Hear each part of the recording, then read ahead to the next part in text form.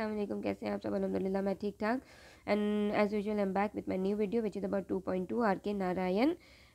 This video is about social scenario of that age, okay, and how the people was reacting, what they were facing, how the writers started to write and what they were writing about, okay, who are the eminent writers in that time through that era.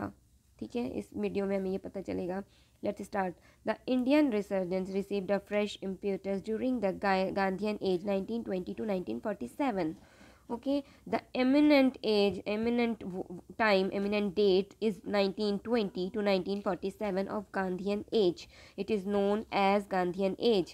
If you are going to write what is Gandhian age, then you will write 1920 to 1947 is the Gandhian age. Okay, so this time was the very important time for the Indians who have got resurgence. Okay, they have got fresh imputers during this time.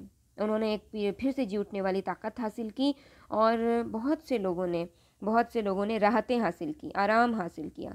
किन चीज़ों से? ऑर्थोडॉक्सिटी से, blind faith से. women were deeply suffering. Women were deeply suffering from that time. Okay, there were many blind faith rituals were there. So we will read in our upcoming videos about this, which witnessed a tremendous upheaval in the political, social and economic spheres. Okay, which that age is witnessed, these eras are witnessed, what about? From a tremendous upheaval in which, in the political, social and economic spheres. Okay, जो एक तबाहकुन कर देने वाली, हलचल मचा देने वाली एक चेंजिंग थी जो लोगों में आ रही थी, इन चीज़ों में आ रही थी, पॉलिटिकल सिनारियो में आ रही थी, सोशल सिनारियो में आ रही थी, इकोनॉमिक सिनारियोज़ में आ रही थी. क्योंकि इंडियंस ने उस वक्त ये सोचना शुरू किया कि ये हमारी कंट्री है, हमारी चीज़ है, हमें इसे फ़ायदा उठाना चाहिए और इन चीज़ों में हमें कंट्रीब्यूशन करना चाहिए. डेफिनेटली उस वक्त में यहाँ तक कि हिंदुस्तानी यंग लोगों को, जो यंग एजुकेटेड लोग थे, उन्हें अच्छी पोस्ट तक नहीं मिलती थी. जो ब्रिटिशर्स थे, अंग्रेज़ थे, वो उन्हें अच्छी पोस्ट तक नहीं देते थे. यहाँ तक कि उन्हें लेबर की पोस्ट ही प्रोवाइड की जाती थी उस वक्त में. ठीक है, और जितनी भी एमिनेंट पोस्ट हुआ करती थी गवर्नमेंट सेक्शन में या किसी भी सेक्शन में, तो वो अपने ही लोगों को वो प्रोवाइड किया करते थे.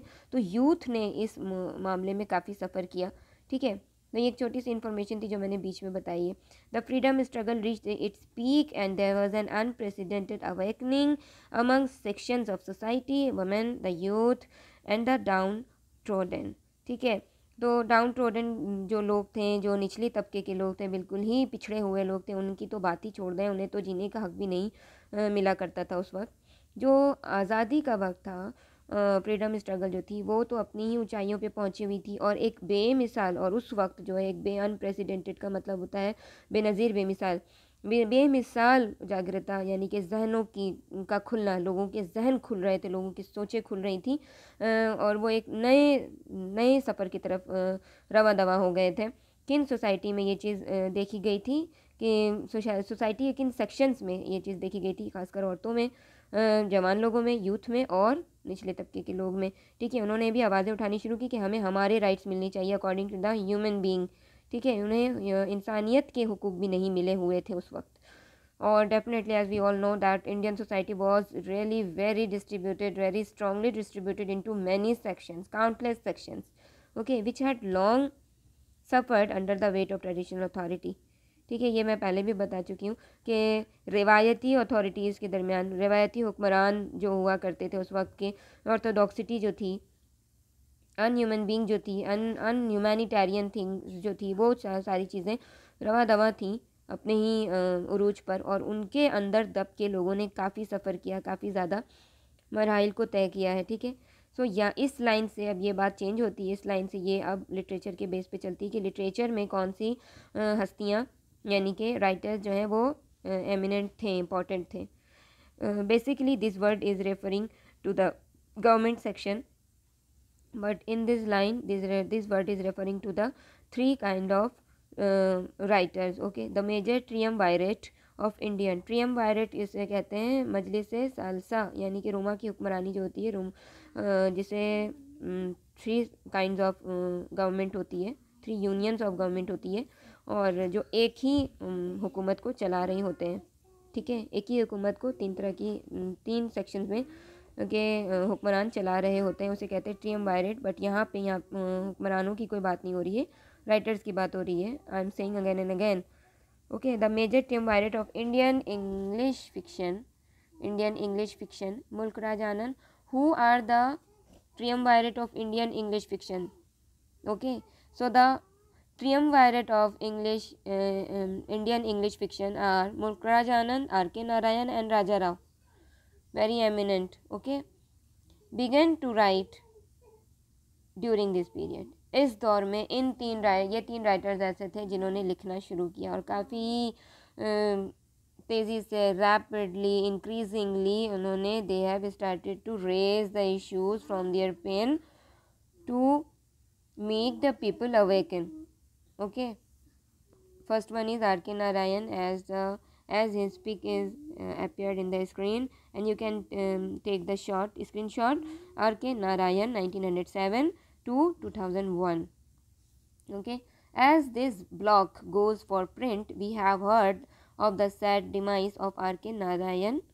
ओके, तो जैसे ये ब्लॉग जो है प्रिंट के लिए गई, यानी कि जैसे ये ब्लॉग प्रिंट होना शुरू हुई, तो यहाँ पे क्या खबर आई कि इनकी डिमाइस हो चुकी। डिमाइस मतलब फौतगी, मौत, इंतकाल, ये हो चुका है, डेथ हो चुकी है आर के नारायण की। ठीक है, we reproduce the in memoriam by doctor Loyola Lobo Prabhu, published in the university. ये किससे, सॉरी मैं आगे लाइन पे चली गई। ये रिप्रोड्यूस कहाँ से की? इन मेमोरियम से की। इनकी लिखी हुई इन मेमोरियम जो है इनके नाम पे लिखी गई है इन मेमोरियम, इनके कामों के कलेक्शन को लेकर के, बाय डॉक्टर लोयला ने की प्रभु से। ठीक है, डॉक्टर लोयला लोगो प्रभु ने की। पब्लिश कहाँ से हुई? Published in the university today जो है इस यूनिवर्सिटी से इनका ये काम जो है पब्लिश हुआ। डेट है जी 1 जून 2001 और 455 नंबर है। To this great Indian genius, ये इनका जो काम है ये आगे हम पढ़ेंगे आगे की वीडियो में। आज की वीडियो में मैं यहीं ख़त्म करती हूँ इस लेसन को। और कहीं पे अगर मुझसे कुछ चीज़ें रुक रही हैं, छूट रही हैं, तो please come to my comment section and tell me. And if you have any question related to the subject, related to the unit, then you can ask into the comment section. I will definitely make it clear, I will answer it. okay, jazakallah.